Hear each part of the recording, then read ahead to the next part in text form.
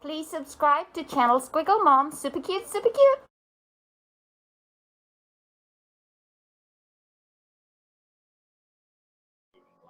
Hi everybody, we're live.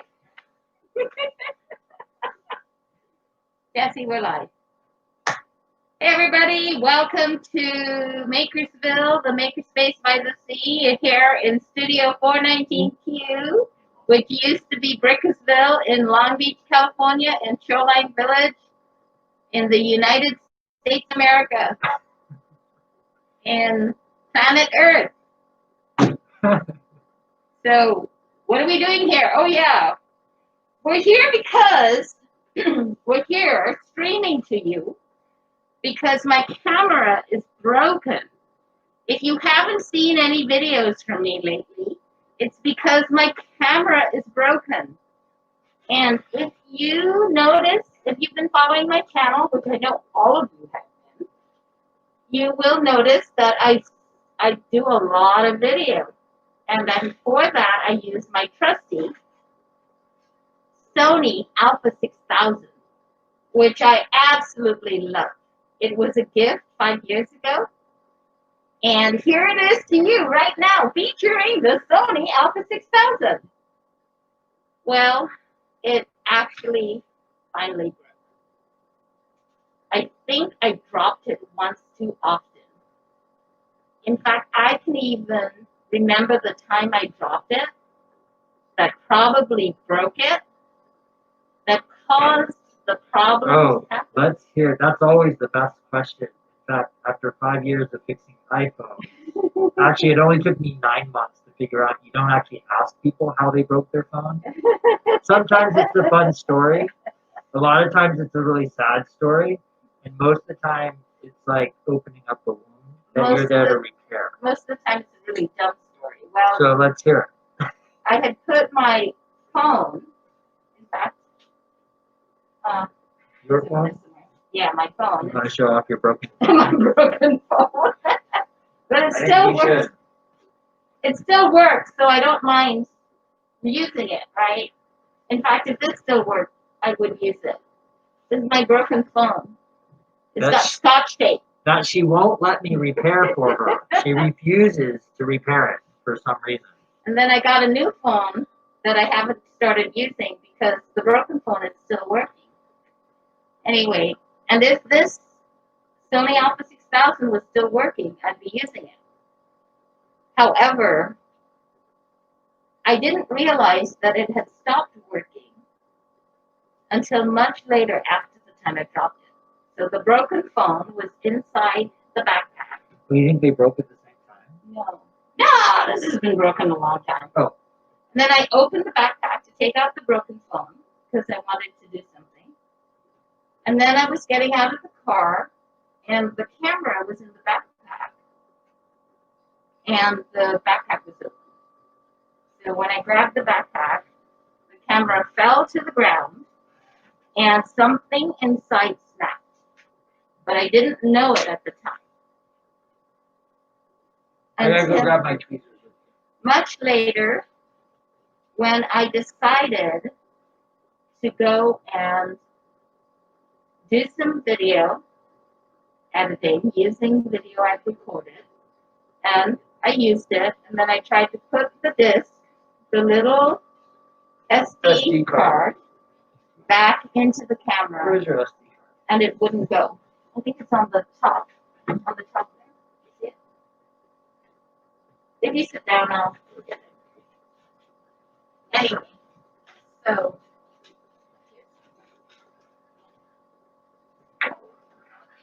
I guess that's when she brought the camera to me.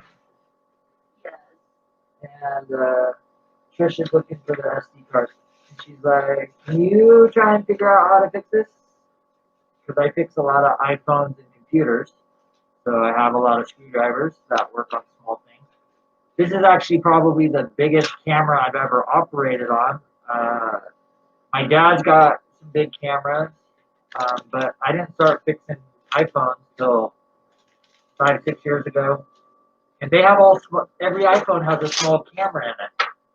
So I've repaired a couple of really small cameras. In fact, they're pretty impressive. SD card, no SD card? can't find it. Trish cannot find her SD card, not unusual.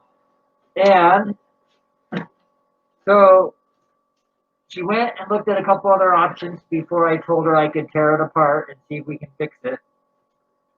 I don't know, did you call a camera store or anything? No, because I knew Are those your SD cards? no, well, this is one SD card that's really old. That's the old SD card that I no longer use because it's actually kind of falling apart. Is it the right size? It is the right size. Oh, this is trash. Well, it still works. Really? Yeah, it does. As you can see, I will use things till they stop working. Okay. So, SD card. Now, this in my hand is actually the SD card tray holder. It's not much different than, think of like, for those of you who've been around for a while, it's kind of like the 3.5-inch floppy drive. Before that is just the floppy drive, but this would be considered like a smaller 3.5-inch floppy drive for those who know what that is. And it operates pretty simply. But unfortunately, it has a design flaw in it. They didn't used to consider using a spring in a computer a design flaw because that usually helps a lot with getting things in and out of the ejector. But what I think has happened on this particular tray, and it happens quite frequently, 5 years of use is not unusual for a spring to actually break. And so you'll see that the SIM card will no longer go in. So before I tore the whole camera apart, obviously I tried to see if maybe there was something jammed in it. As you heard, Trish keeps things in the purse a lot. So it's very possible like a small bead or a piece of plastic or a rock or something could have gotten in there and lodged, but that wasn't actually the case. So once we completed that, then we decided to move forward and do the full teardown. And I was hoping, so the SD card tray was fit. And so just for those who are watching the live stream, I know there's a lot of you out there, and you may be wondering, like, can we get a close-up of what's happening? And Jesse's got another camera going here, so we'll be able to add some more definition because I know that when you do electronics, people want to see close-up, not this wrong view. So either way, the beautiful part was, so this little case that I haven't figured out how to put back together yet, this is where the battery was going. So the battery slide in here, right? So if you're looking at a regular camera, and you'll see that there's 3 holes right here, which is where 3 screws were, and they were holding and restricting access to the SD card reader here. So in order to get access to the SD card reader, I had to get access to these 3 screws.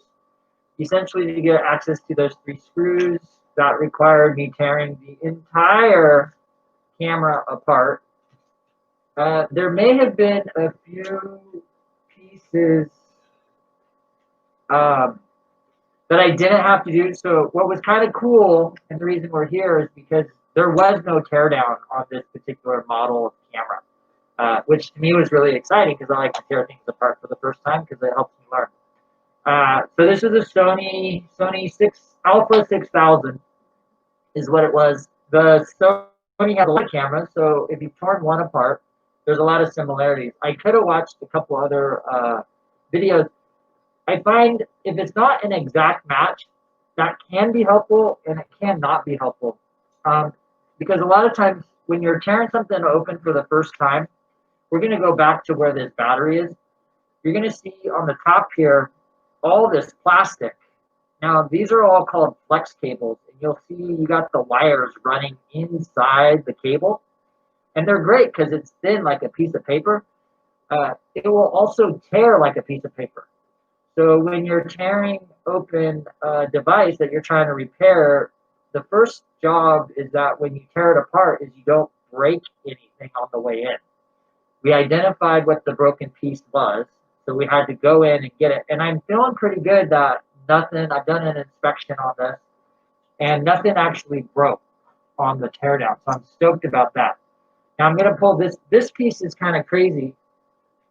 So I hadn't really looked at one of these before, but you can see how much a camera, especially a digital camera these days, looks a lot like a computer. So here you have the what would be deemed the logic board or the brain of the computer right here inside the camera. And it's got some lens things.